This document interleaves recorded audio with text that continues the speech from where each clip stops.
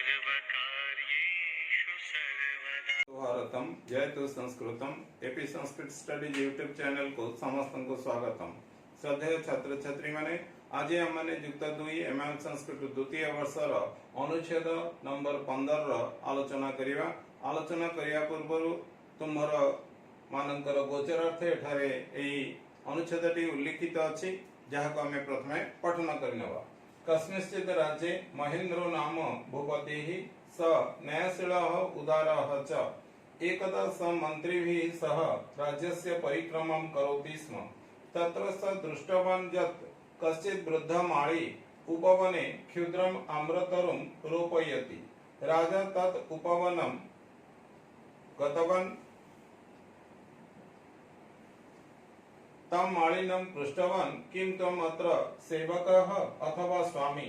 माळी उक्तवान् नाहं कुत्र सेवारतः, इदम् उपवनं मम पूर्वजानां पितृपितामहानां। राजा अवदत् किं त्वं चिन्तयसि? अस्य वृक्षस्य फलभक्षणाय त्वं जीविष्यसि? आम्रवृक्ष महता कालेन फलं ददाति इति प्रसिद्धम्। वृद्धमाळी नरपतेः वचनं श्रुत्वा अकथयत् अहं येभ्यः वृक्षेभ्यः फलानि आस्वादयामि ते वृक्षाः न मया रोपिताः, अन्यरोपितवृक्षाणां फलानि अहं भक्षयामि। अहमपि अन्यस्य हेतोः फलवृक्षं रोपयामि। फलवृक्षरोपणे परार्थता हि अस्माकं चिराचरिता नीतिः। न कोऽपि स्वयं स्वार्थाय वृक्षं रोपयति। नरपतिः माळिनः श्लाघ्येन विचारेण सन्तुष्टः तं पुरस्कारैः संवर्धितवान्। अतः सुष्ठु वक्तुं शक्यते क्रियापरार्थाय च पुण्यसाधिका। आलोचना आरंभ करिवा। कस्मिंश्चित् राज्ये महेन्द्र नाम भूपतिः कौनसी एक राज्य रे महेन्द्र नाम रे जणे राजा थिले। स न्यायशीलः उदारः च से अत्यंत न्यायशील और उदार प्रकृतिर थिले। एकदा स मंत्रिभिः सह राज्यस्य परिक्रमं करोति स्म। थरे से निजर मंत्री मानक सहित राज्य परिभ्रमण करुथिले वा परिक्रमण करुथिले। तत्र स दृष्टवान् यत् सेठारे कोनसे एक स्थान रे से देखिबाकू पाइले जे कश्चित् वृद्ध माळी केही जणे बुढा माळीटिए उपवने क्षुद्रम आम्रतरुं रोपयति। छोट बगीचाटिरे छोट आंब गछटिए लगाउछि। राजा तत् उपवनं गतवान्। राजा सेही बगीचा मध्य को गले। तम माळिनं पृष्टवान् सेही माळी को पचारले किं त्वम् अत्र सेवकः अथवा स्वामी? कौन तुमे एठारे सेवा करी मूलिया ना एही बगीचार मालिक? माळी उक्तवान् माळी कहिला नाहं कुत्र सेवारतः, मु कोनोसी ठारे सेवारत नाही, अर्थात मु एठारे मूलिया नुहे।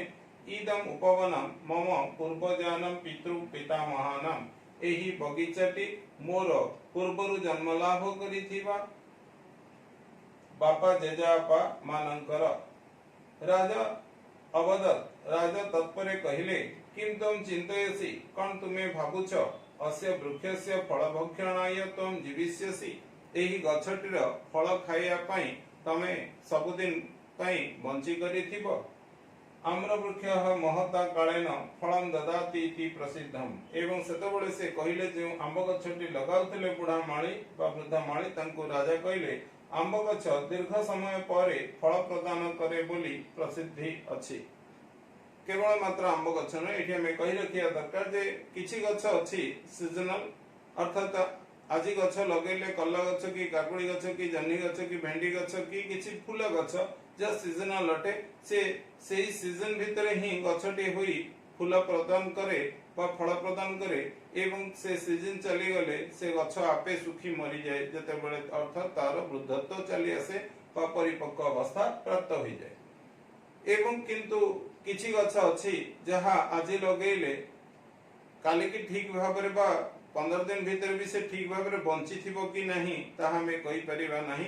दीर्घ दिन तक को सजत्न पूर्वक हमें चेष्टा कले हुएत से गछटी बंची जाए, किंतु तार फल पाइया पई हमकु एटलिस्ट 5 वर्ष रु 6 वर्ष अपेक्षा करिया पड़िबो आ आजिकल प्रणाली जदि ताहा हाइब्रिड मध्य होई थाए तथापि अति कम रे तार अधा 2 रु 3 वर्ष हमको अपेक्षा रखिया पड़िबो तादरु फल पाइबा को हेले जेपरि कि आंब गछ नडिया गछ गुआ गछ जामु गछ इत्यादि इत्यादि तापरे कह जाउची वृद्ध माळी नरपते हे वचनम श्रुत्वा सेतबेले बुढ़ा माळीटी राजनकर कथा को सुनी अकथय कहिला बा कहिले अहम जेभ्य वृक्षेभ्य फलानि आस्वादयामि ते वृक्षा न मया रोपिता मु जेउ गछ गुडी करू फल गुडी को आस्वादन करूची बा खाउची बा तार फल पाउची मोर खाद्य निमित्त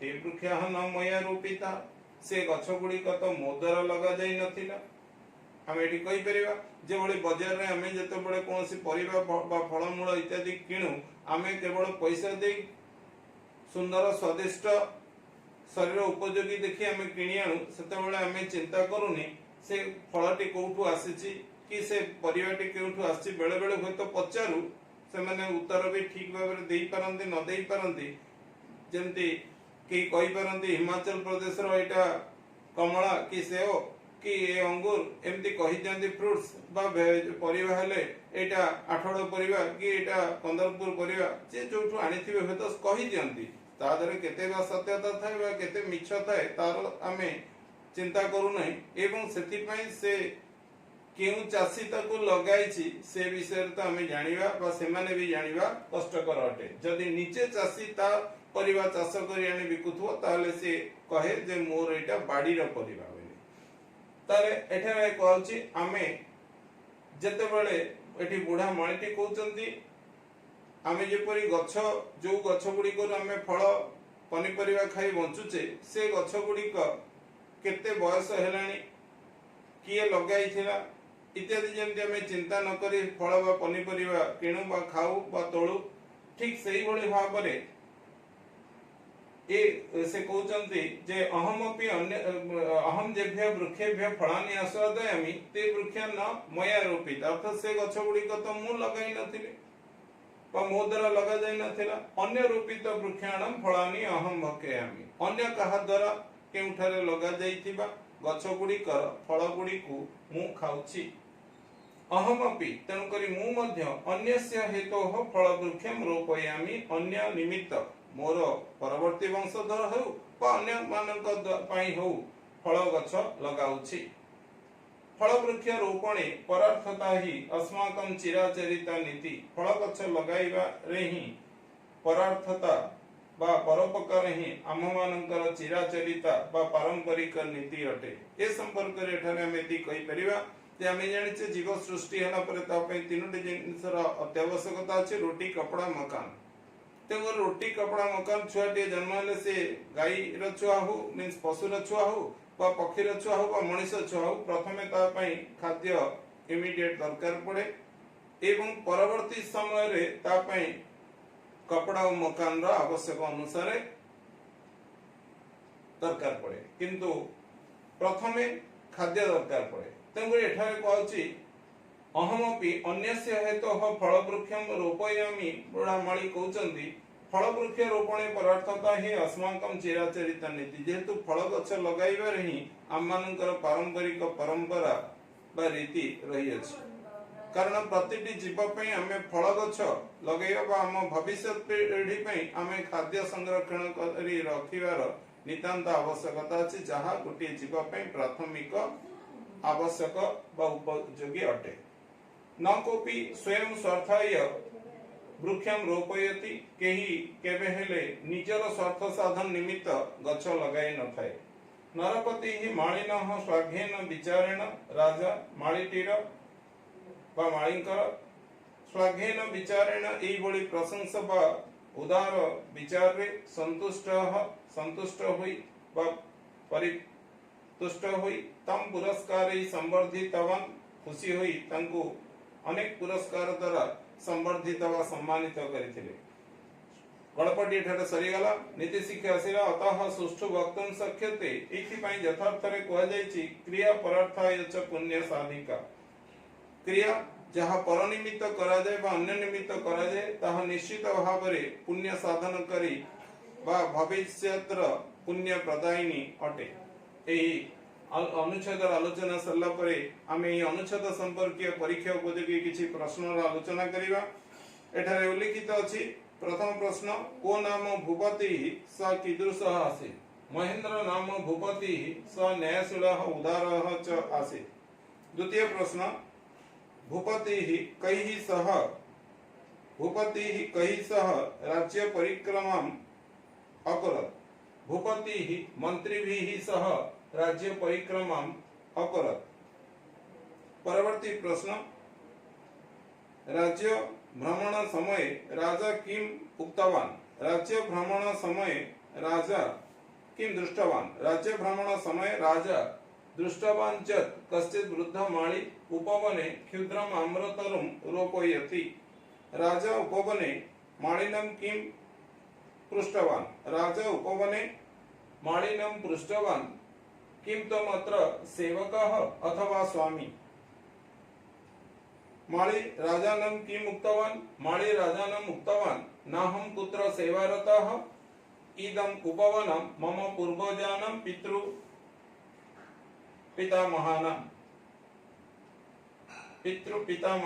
एठारे लेखा गला बेले पिता शब्दटी छाड़ी दिया जायछि भूल वशत, तेणुकरी पितृपितामहानां हवा उचित ए शब्दटी बापा जेजेबापा मानकर।